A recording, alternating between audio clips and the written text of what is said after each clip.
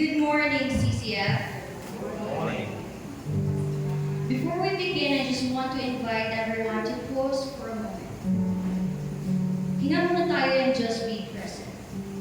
Sa dami ng nangyayari sa mundo ngayon, balita about wars, the gas prices, and so many uncertainties about the future, minsan di na natin napapansin ang bigat ng palatandala natin. Kahit hindi natin sinasabi, may mga worries tayo, we have fears, we have questions na tahimik lang natin kinikilig. But in the middle of all that, we hold on to this truth from Romans 8:32. If God was willing to give His own Son for us, then we can trust that He will take care of us kung binigay niya ang pinaka-valuable sa Kanya.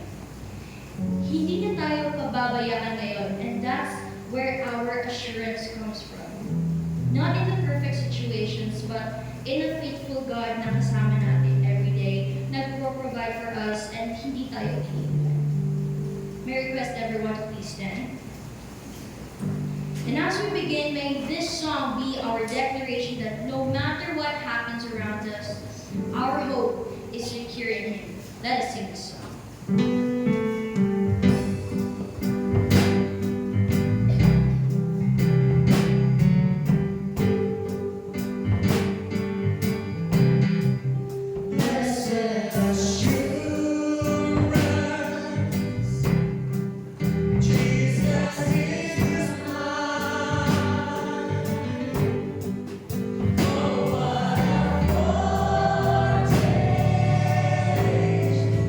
Glory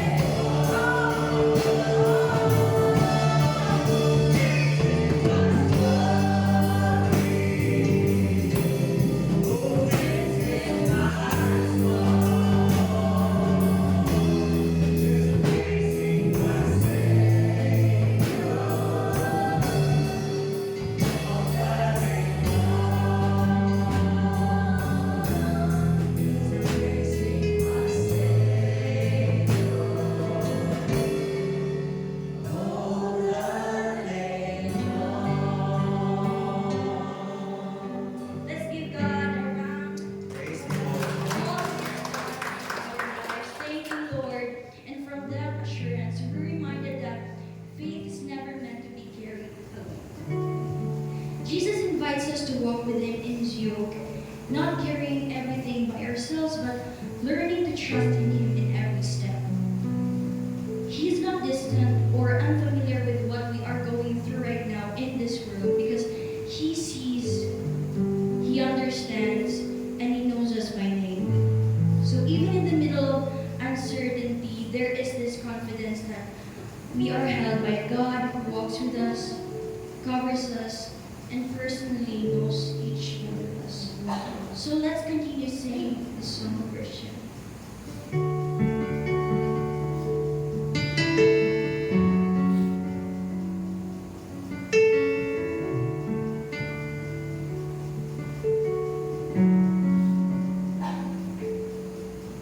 For anyone who's prayed 1,000 prayers and still can't find the answer anywhere,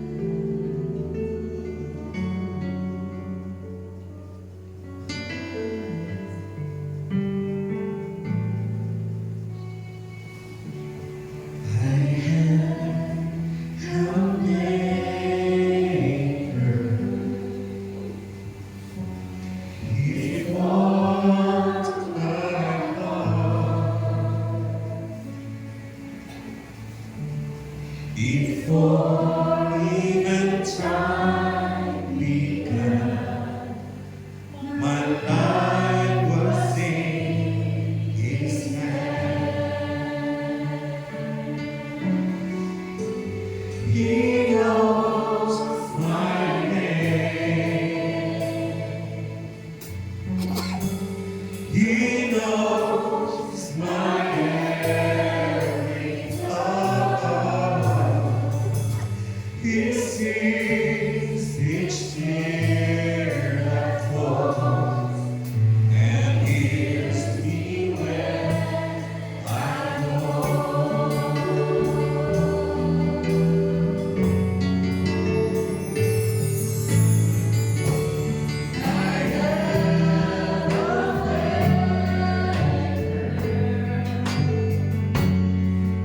knows me His love. He'll never leave me, no matter where I go. He knows my name. He knows my every thought. He sees each tear that falls and hears me when I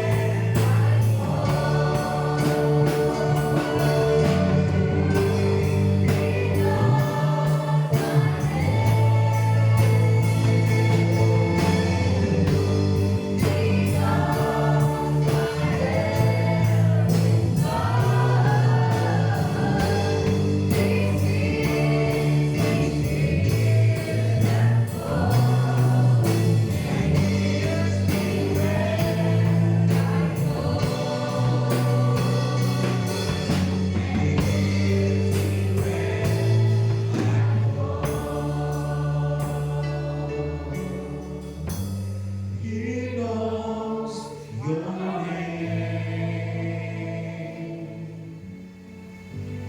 He knows your every thought. He sees all those fears that fall and hears you when you call. And He hears you when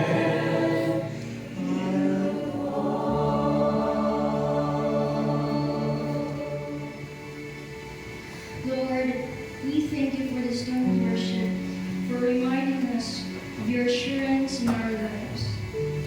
In a world that feels heavy and unsure, thank you that we can come to you and find rest in your presence.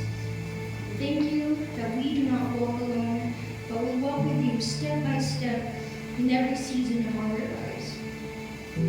Lord, we lift up to you all the people we love and care for. We pray for your protection over them, your guidance in their decisions, your peace over in their hearts, and may your presence cover them in the things we cannot see or cannot control. Help us to trust you, Father, more than we do, to surrender our worries to you, and to rest in the truth that we are known and loved by you. And as we end, may your peace remain in our hearts.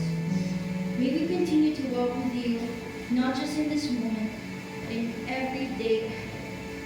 In Jesus' name we pray. Amen.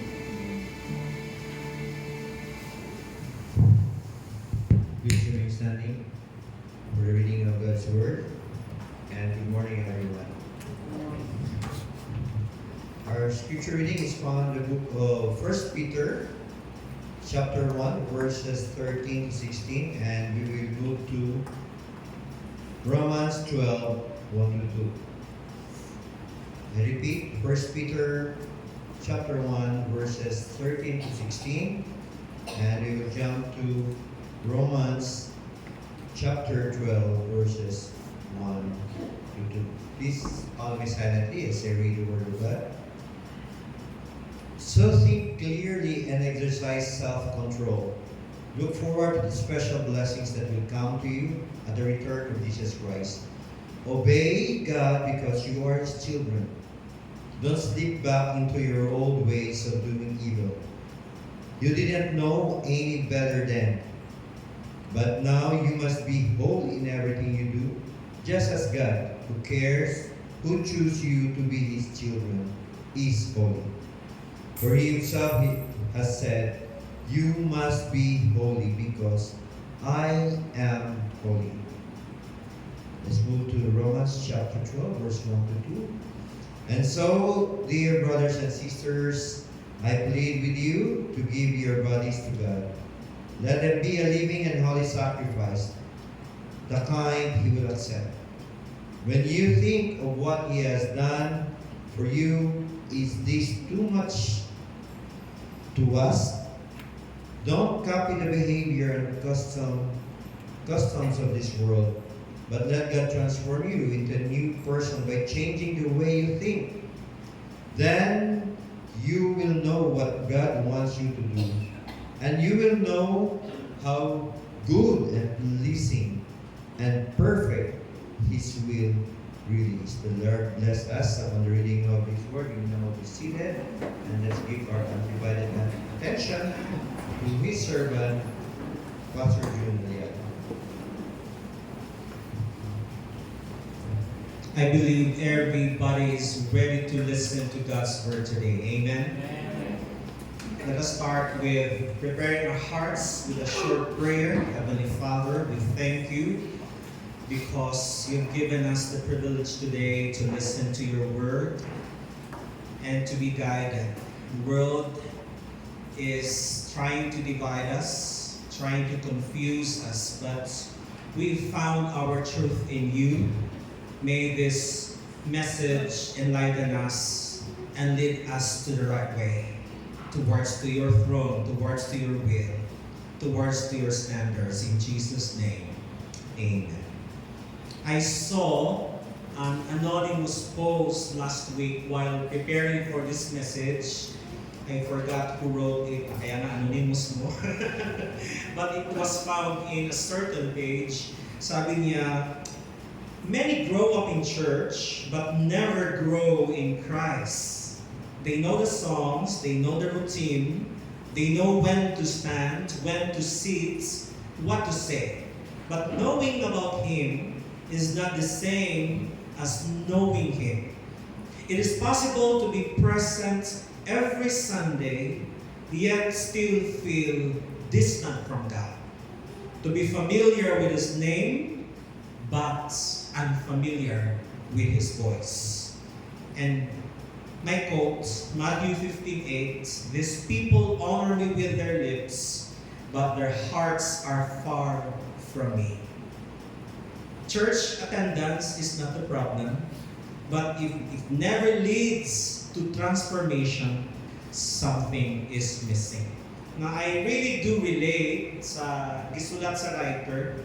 Makarelate ko and I understand where he or she is coming from because this is one of the realities na maobserbahan nato sa simbahan. And there is one element na ma-point out na po why this is a problem even among churches. What would that be? A lot of believers today fail to understand holiness. And a lot of churches are not anymore aware of God's teaching on holiness. So many Christians, but only a few embrace holiness. Ang daming Kristiyano, konti lang ang yumayakap sa kabanalan ng Diyos. We are in the last days. And this is also the warning of Apostle Paul sa 2 Timothy 3:1-5. And let us read this together. 2 Timothy 3:1-5.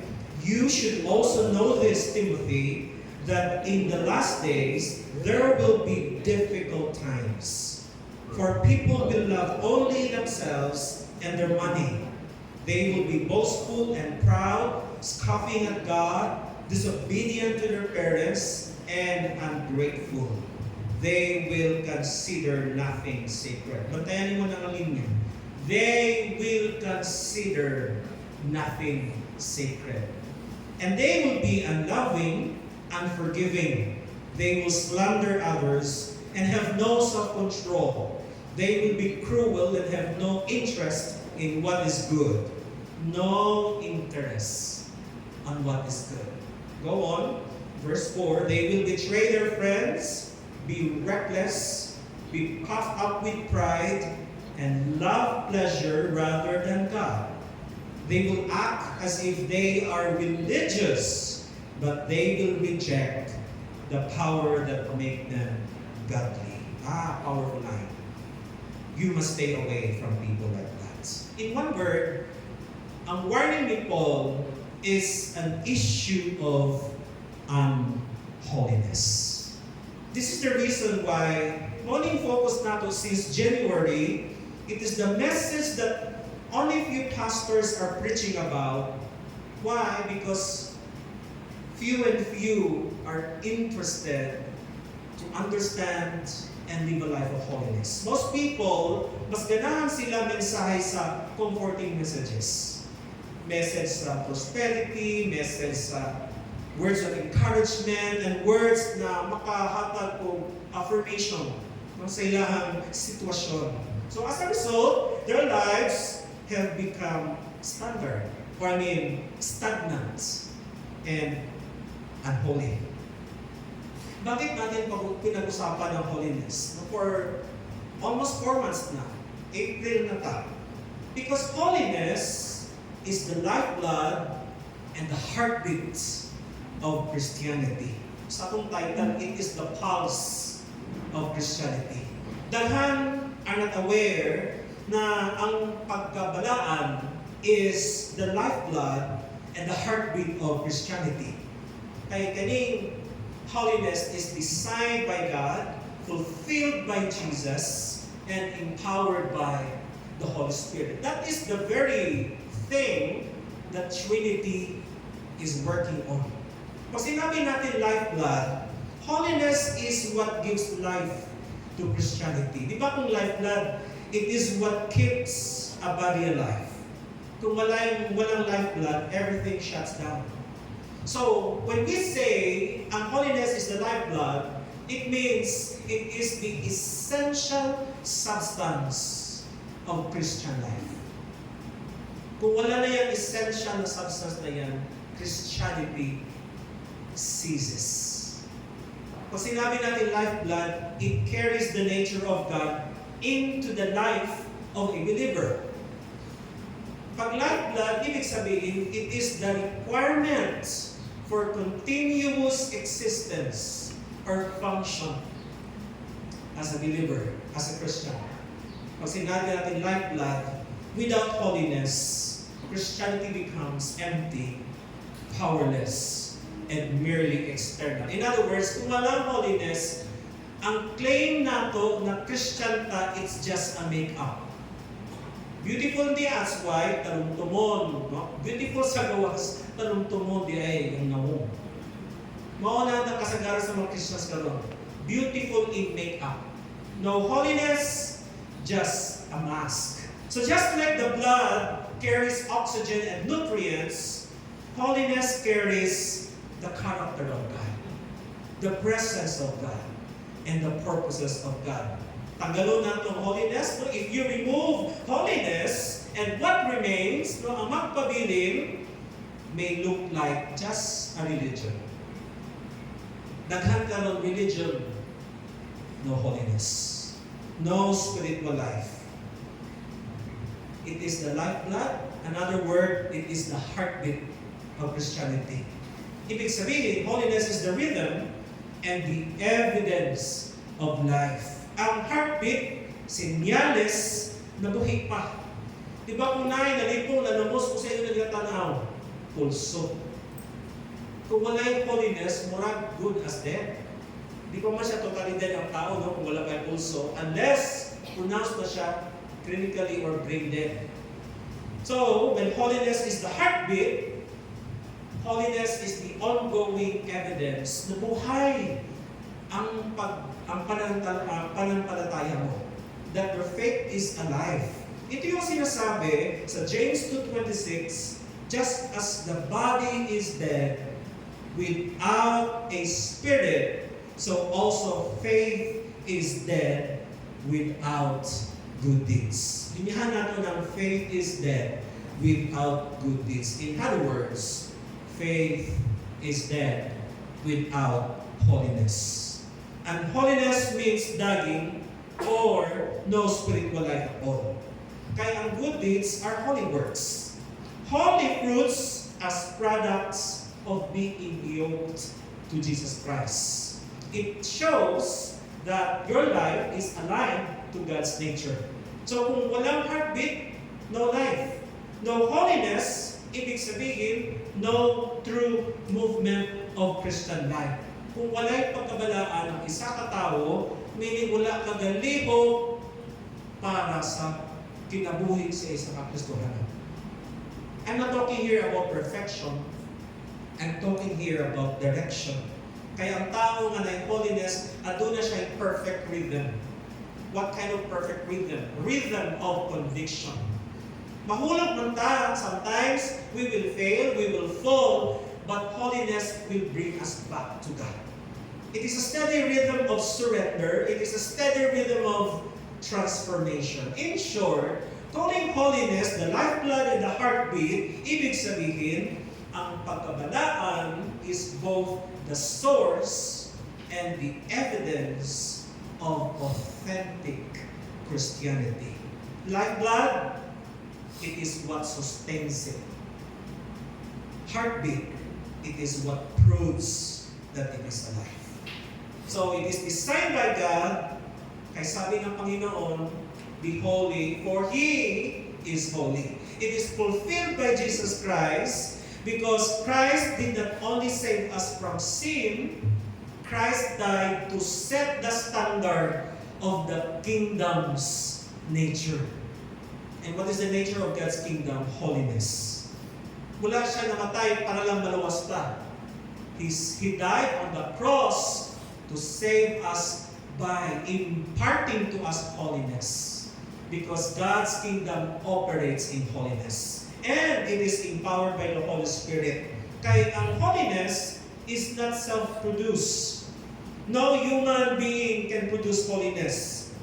It is Spirit-enabled. And how can the Spirit enable us? When we surrender our lives, when we submit our lives to Jesus Christ. This is what Galatians 5:16 says. Walk by faith, and you will not gratify the desires of the flesh. Another way of saying that, walk by faith, and you will not walk in unholiness. So reminders, ang holiness dili siya accessory. Just because na kay adiyos na cross, kulintas na cross, na kay piercing na cross, it doesn't make you holy. Without it, Christianity loses its life and power. Bakit ba natin pinag-uusapan ng holiness? Because a faith journey without holiness is not a biblical Christianity. Without holiness, it can never be a Christian journey. Ang tinuod ng Christian life, it always leans on and it is sustained by the power of holiness. Gasalig kita sa Ginoo, gasalig kasi ang standard. Without holiness, according to Hebrews 12:14, no one will see the Lord. Ibig sabihin, there's no way we can experience God and people will not see God in you without holiness. No, two ways na. Dili mo makita ang Ginoo o dili mo makita ang Ginoo sa imong kinabuhi. That's one way of saying without holiness, no one will see God. And in 1 Thessalonians 4:3, it says, for this is the will of God. What is the will of God? Your sanctification. And what is another term for sanctification? Holiness, meaning set apart. God made you to live differently by how the way the world lives. So, ang absence ng holiness, it does not produce genuine Christian life. Bakit? Why? Because holiness is the element that determines the legitimacy of one's faith. Kaya ang holiness, mako'y nag-reflect sa plano sa Ginoo, sa trabaho sa Ginoo, ug ang iyahang eternal purpose. Ang Christian faith journey is not defined by experience. It is not defined by emotions, nor defined by activity. It is defined by holiness of God being transformed. Do not tell me nga na kay Christian journey nga wala kay transformation. Do not tell me you are in a Christian journey without even using holiness as your standard. Bakit natin pinag-usapan ng holiness? Because holiness is the anchor of everything we believe. Tanang doktrina, tanang practice, tanang virtue sa Christian life, nakaangkla. It anchors. It is founded in holiness. Even love na tinatawag na the greatest of all relational values, love finds still its integrity guarded by holiness. Love alone is not enough, but love guarded by holiness is true love. 1 Corinthians 13:13 says, "And now these three remain, faith, hope, and love." What is the greatest? The greatest of this is love. But what makes love truly great? What makes love truly the greatest? When it is expressed in holiness. When it is pure. When the motive is pure in expressing it. Kaya you can never say and never embrace love is love. That is the way of the world. God teaches us holy love. And that makes love legit. Anong sabi sa 1 Corinthians 13:6? Love, rejoice with the truth. And who is the truth? Jesus. Make sure that when you love, it is the love that Jesus gives. The love that Jesus provides. Holy love is not about what you feel. Holy love is about alignment of that feeling to God. Just because na tumitibok ang puso mo sa isang tao, ibig sabihin, love na po. Oh yes, emotional aspect. But hindi pa ka-sure na holy love na yan. In Romans 12:19, it says that love be genuine. Abhor what is evil, hold fast to what is good. So, importante kaayo ang role sa holiness in everything. Ito ang pundasyon because holiness is what keeps love from becoming compromise instead of truth, from becoming tolerance instead of righteousness, from becoming an emotion instead of covenant. Again, love without holiness can be distorted. But love anchored in holiness remains true, remains pure, and aligned with God. Bakit tayo nag-discuss ng holiness? Because holiness has always been God's standard. So if you believe in God, if you truly worship God, then you must abide in His standard of holiness. Maugid na ang iyang patakaran sa iyang gigharian. And this rule, this standard, it transcends to every human system and way of life. As I keep on mentioning, from beginning to eternity, or to make it clear, from eternally past, present, and eternally future, holiness is the driving force behind everything God does. Before creation, in creation, after the fall of men, in salvation, and in our eternity. The rule, the standard that God set all throughout is holiness. And listen to this.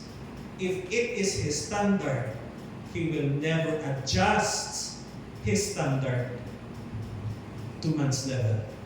God does not adjust His standard. He transforms His people to meet us. nga naman giluwas ta niya, nga naman gipadala niya yung anak to die on the cross.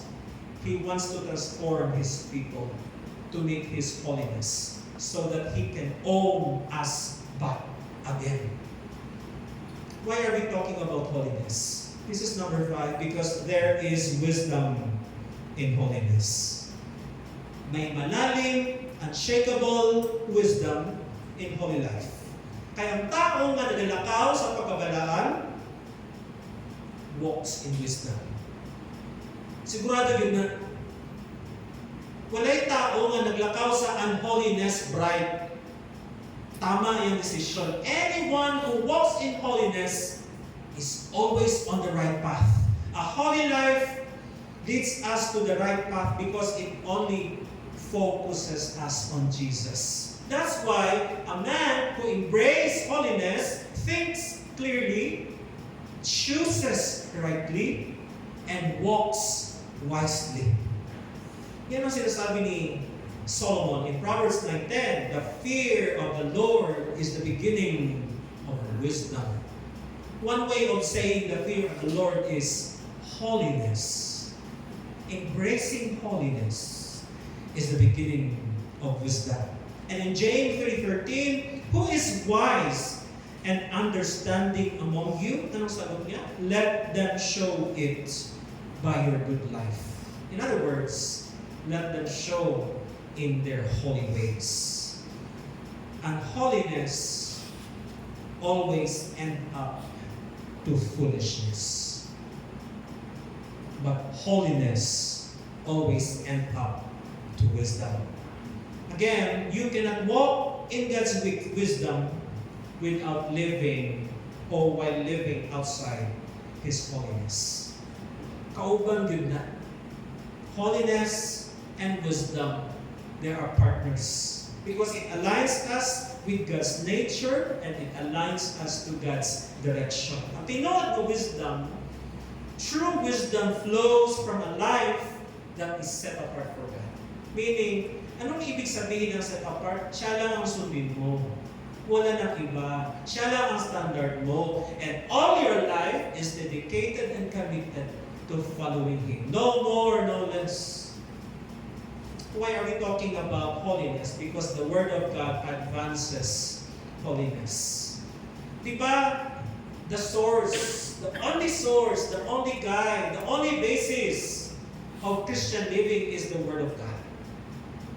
And the source of our instruction for living for God tells only one thing for His people, and that is holiness. That's why, masasabi ko, if you hate the Word of God, if you are lazy to read and study and meditate and apply God's Word, meaning you hate holiness. Our life's instruction has always been central to holiness. Ano sinasabi sa Scripture? The Scripture continually teaches, corrects, rebukes, trains, empowers. All of the teachings leads to holiness. And what is my basis? 2 Timothy 3:16-17. Ano sinasabi? All Scripture is breathed out by God and profitable for teaching, for reproof, for correction, and for training in righteousness. What's another term for righteousness? Holiness. That the man of God may be competent, equipped for what? For every good work. Oh, one word for that. Competent for holiness. Equipped for holiness. And sanctify them by the truth, because your word is truth. Naintindihan na ni David. That's why si David, he never missed a day meditating on God's Word. That's why in Psalm 19:105, anong sabi ni David? Your Word is a lamp to my feet and a light to my path. Naintindihan ni David how hard it is, how difficult life is when you defy the holiness of God. That's why he made a point in his life to go back to his Word and meditate on it. What makes the Word of God the ultimate standard? Because the Word of God is not just its authority. The Word of God consistently called to holiness. So wala lang siya ga-inform. No, the Word of God doesn't just inform, it transforms. And its goal is not just knowledge. The goal of the Scripture is a holy life. Ang tanong, why is it that many believers do not see that? Bakit marami sa mga Christian hindi pa rin nakikita ang relevance ng ng holiness? Believers often struggle with holiness. And even I myself, we fall into unholiness because minsan or kasagaran sa atong understanding, holiness is reduced to just rules. It is reduced to just routines. Like we thought holiness na yung we're able to go to church and pray. But biblically, holiness is neither a burden nor mere behavior. Holiness is a value system rooted in God Himself. Ano ang pinakasimple, ang pinaka-practical na definisyon ng holiness? I want to give you this. Holiness is living a life that is fully aligned with God, to His nature, to His ways, and to His purpose. So that every part of your life reflects that you belong to Him. That's the simplest, most practical way of knowing holiness. Kaya iba ang heartbeat mo, iba ang music mo, iba ang interest mo, because the heartbeat only belongs to God. So, holiness is not just about separated from sin. Holiness is not just about avoiding sin. Holiness is not just about keeping rules. But holiness is about ang buhay natin, ang salita natin, ang actions natin, ang thinking natin, heart, mind, soul. It is claimed, it is shaped, and directed by God. And that is one way of saying, love the Lord your God with all your heart, with all your heart, soul, and mind. Meaning love holiness. That's why the instructions in Romans 12:1 and 2, present your life or your bodies as a living sacrifice. This is your spiritual worship. And in 1 Corinthians 6:19-20, you are not your own, therefore honor God with your bodies. Kaya holiness is not just what you avoid. Holiness is, again, it's who owns you, who shapes you, and the reason why you live. Imagine may mga tao, ma-dare niyo sulti sa imong uyab, you're the reason why I live. Kung saan imong uyab partner, kung saan yung partner ni mo, siya ba ang holiness? You're the reason why I breathe. Ikaw ang tibok ng puso ko. It should not be the person, but it's God and holiness. Now, paano ba natin titingnan ang holiness? If that is what holiness is all about, how should believers see holiness? Kay ang Christianity, wala siya nag-revolve around sa ato ang kinabuhi. Christian lives are meant to revolve around a holy God. Siya ang sentro. Dili ang holiness niya ang maglibot-libot sa atuwa. Kita ang malibot. We will follow the orbit of holiness to God's assigned path for us. So the question is not, do I look or do I like holiness? The real question is, do I understand what holiness really is? Kasi if we misunderstand holiness, we might reject it. We will either reduce it or we will replace it. So how should we see holiness? Let us see holiness something that is not optional. In other words, it's a must. Because this is our identity. The Christian identity is structured in the holiness. Pag sinabi natin not optional, ibig sabihin non-negotiable. Huwag tayo makipag-bargain sa Panginoon when it comes to holiness. Holiness is not something believers perform. It is something we are called into. Again, but God said, be holy, for I am holy. This is not just a command, it is a calling into God's nature. Why calling? Kasi pinili tayo. He chose us to holy and blameless life. Ephesians 1:4. So, nindot no ang pagkapili sa ato, wala lang tagipili ang maluwas, gipili ta para maging balaan o limpyo. Imagine, kung saan ang purpose sa uniform? No? When a person wears a police uniform, they are not trying to become a police officer. They are expressing who they already are. So, ang holiness is not performance, it is identity.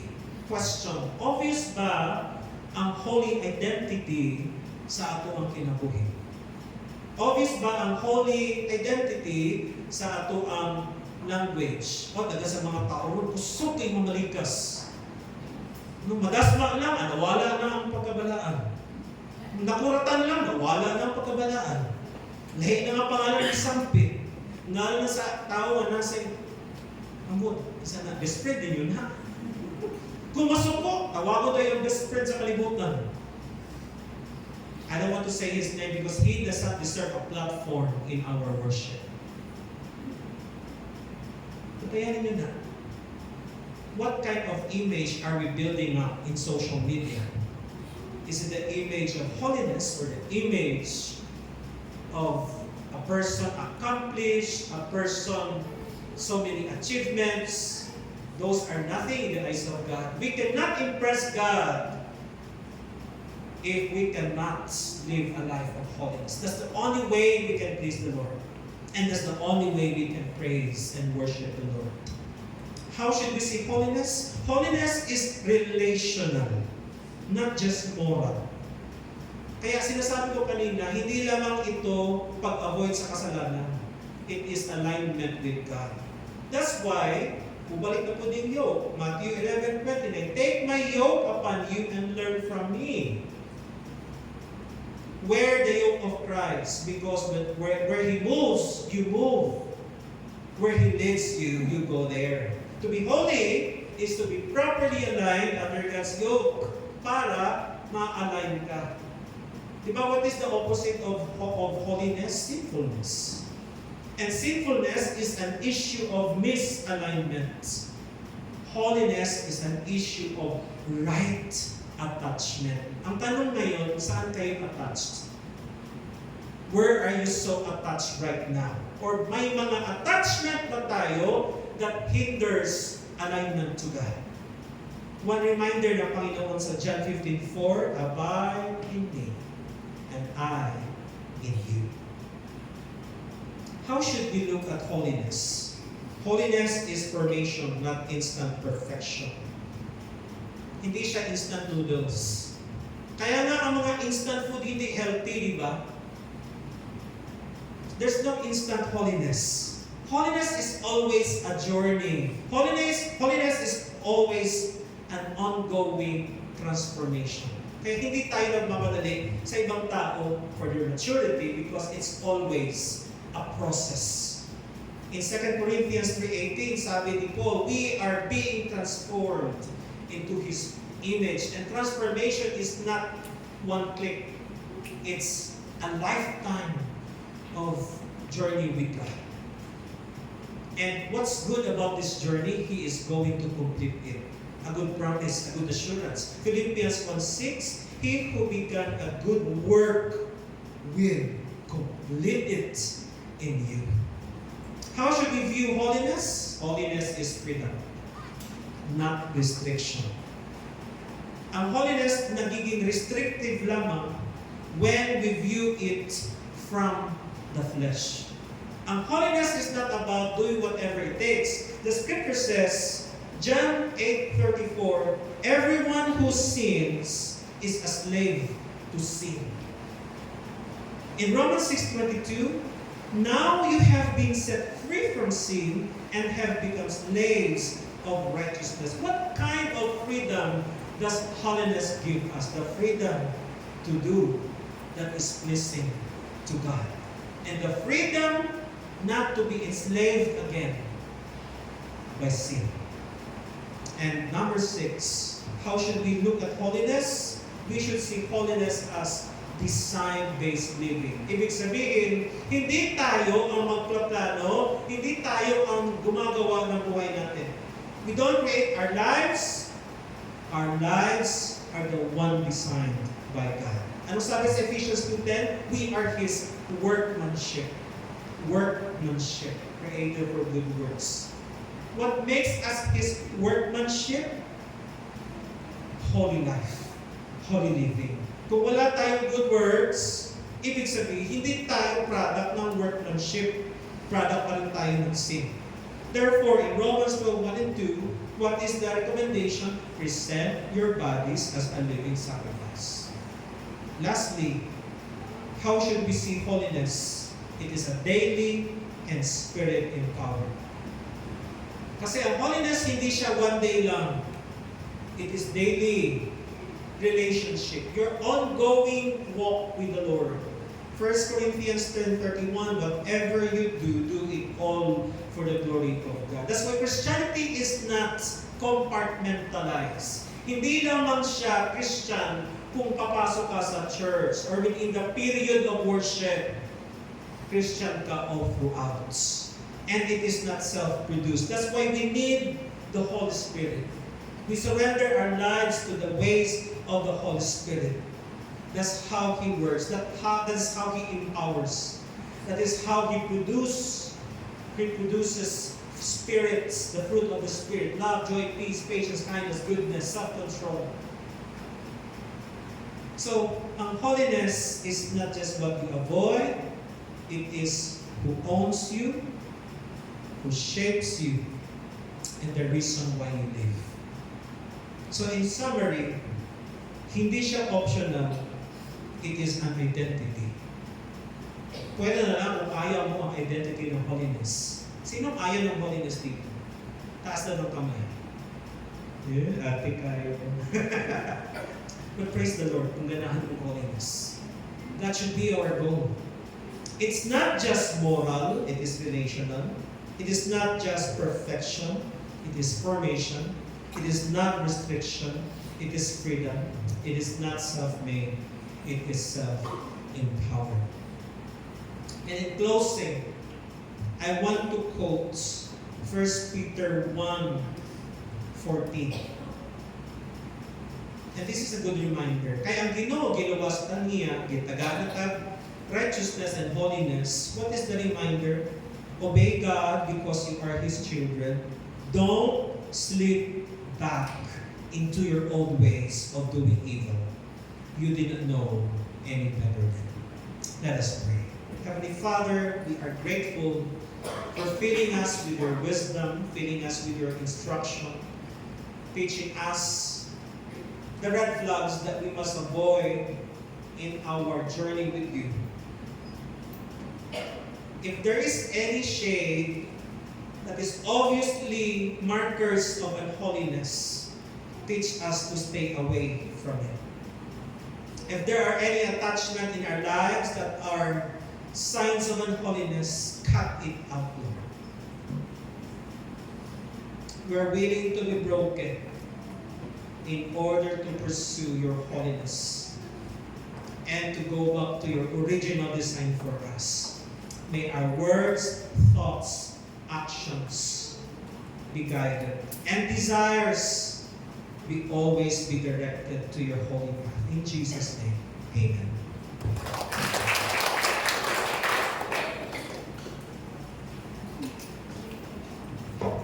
Praise the Lord for God's message for us this morning. I hope everyone is blessed. At this point in time, allow me to read Luke chapter 6, verse 38. And it says, "Give, it shall be given unto you, good measure, pressed down and shaken together, and running over, shall men give into your bosom. For with the same measure that you meet without, it shall be measured to you without." I request three of our servant leaders to please ask you to pray with us.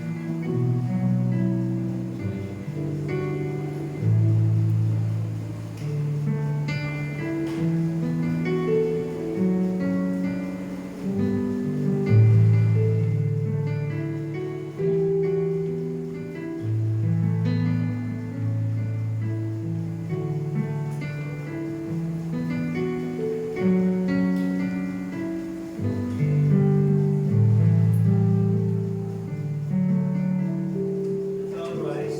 Let's sing the doxology.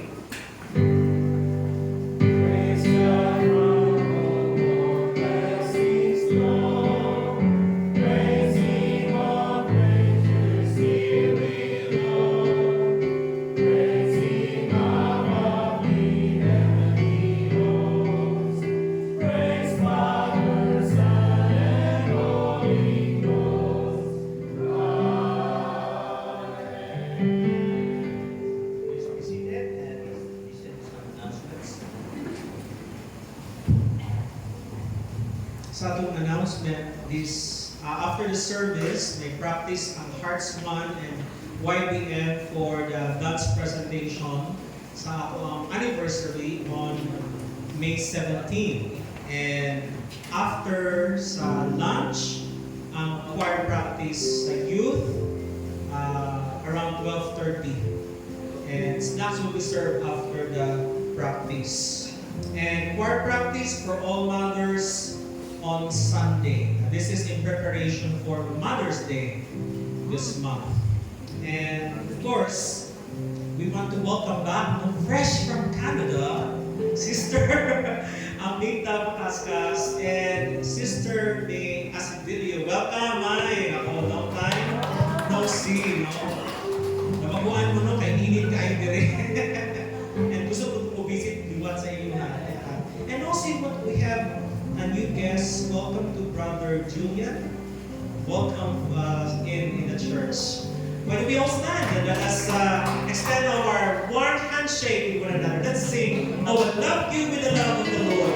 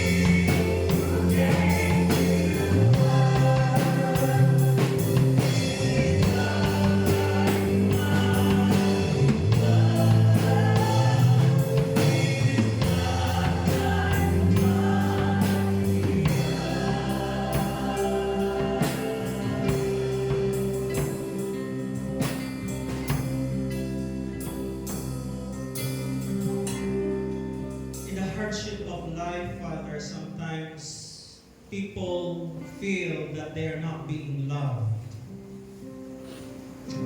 But the mere fact that we are still breathing and we are still able to wake up in the morning and have food in our table, water to drink, and being able to pay our bills, and the fact that you are still reaching out for us, teaching us about holiness, it's love. That you're giving us still the chance to renew our hearts and once again recommit our lives to your path. That's all what you want from us, Lord. A life of obedience, a life that truly follows after thee. Sees you as the Master, Maker, and our King. That shapes our speech, shapes our mind, shapes our hearts and our actions. Separated from the world, walking a holy life. Thank you for enriching us today, and may these nourishments strengthen us, and we will leave this place decisive to walk in this instruction. In the name of the Father, and of the Son, and the Holy Spirit.